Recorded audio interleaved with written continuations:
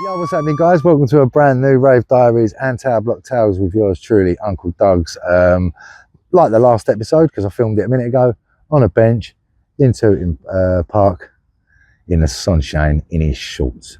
So anyway, as always, thank you to all of you guys that have watched previous episodes and liked, comment, and of course subscribe. New subscribers, welcome to the channel and all of that. So on this episode, we're going back to, I think it was about 1999. It was, I'll tell you when it was when Heartless Crew left Mission FM before they went on Flava FM, before they went on, Freak FM. It was a little period when they were going around doing a tour of the stations, and we was to do with a station called Flava FM at the time.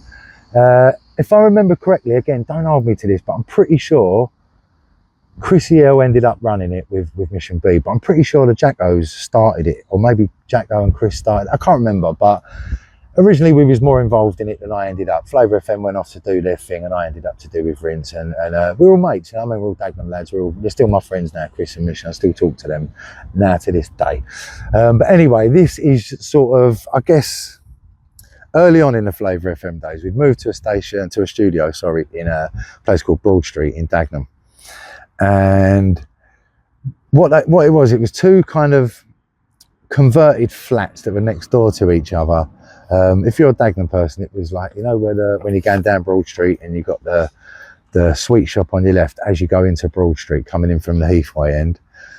Just before that, there's two flats next door to each other. I think it's 83A and 83B. I think the address is Broad Street. Anyway, originally we'd broken into there and got into the flat 83A, yeah, the left-hand side, and we was in there for a few weeks. There was actually believe it or not, there was a pole in the middle of the room, like in the studio. Someone who had lived in there previous must have been a pole dancer or something. But there was a pole in the middle of the room. So obviously everyone had have a go on the pole while the radio was on. But that's not the story. That's just a little side nugget. Anyway, we was in there for a while. And I can't remember why. Maybe it come on top. Maybe we just trashed the gaff. I can't remember. But basically, we moved to the flat next door because they were both empty. But to get in there, what you used to have to do is you'd go in through 83A, through the front room, through the kitchen, out the back door, over the back fence, and then in through the back door of 83B, which was next door.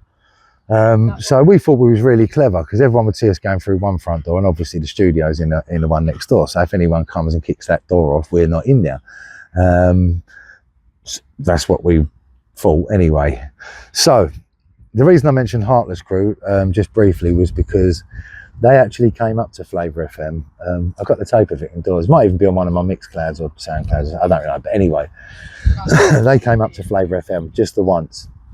They was doing this station tour to find out where they wanted to go. Inevitably, they went to Freak FM. They didn't stay at Flava. And I think the reason probably was when Heartless come to Flava FM, yeah, let me tell you, there was about 12,000 man in the studio because all of us was Heartless fans. They was like, they're kings, aren't they? You know how I feel about them already. They are the fucking kings of the things. And they came to our little radio station in Dagenham. So there's like, everyone's trying to be part of the show. All the MCs that are lurking around trying to get a go. But also you've got like all the management and everyone else, all the hangers on. We're all in the other room and it was like fucking, I've seen less people in raves that was in the radio that night. Anyway, they didn't stay. They done the one show and they effed off. But like I say, we moved next door into 83B. And one time we go there, yeah, and the door of 83A is off. Yeah, it's been kicked off. Now, at them points, you don't know if it's another station, you don't know if it's DTI, the police, an angry neighbour, you know, the local urbits, or just whatever. It could be anything, So you've got to kind of tread carefully. So we edge the door in, go into the first thing. Obviously, there's no equipment, there's nothing in there, there's no one in there. Go through, go into the next door, get through the thing, go in there. The equipment's gone, innit? But on the side, basically, when the DTI usually take your equipment, they will leave the paperwork on the side to say that they've taken it and who it is and all that. So on the side, this is how much of a piss takers they were, yeah? And they wouldn't get away with this now. You know, one of the good things about digital stuff is that there's a footprint and a record of it. But basically, fucking, they've gone in through 83A with a warrant, yeah? Now, a warrant should only work for that one address. If they need a warrant for next door, they should go away apply to the judge, get the warrant, execute it at 83B. But what they did was liberties, bruv. Peter Goodings and all them lot at the DTI back then, liberties, yeah. They went in through 83A, they went, looked round the back, coming through 83B, took away our equipment, in a biro pen, changed 83A to 83B, you know, like with the, like just put a stick on the A and turned it into, we could see it was plain as day. Obviously they've just scrapped the other paperwork at the other end and whatever and took away our equipment. And they know that being pirates, it's not like we're going to go down the police station and say, all right mate, we're on the pirate station, and DTI have come and took our stuff, but they've fraudulently took it.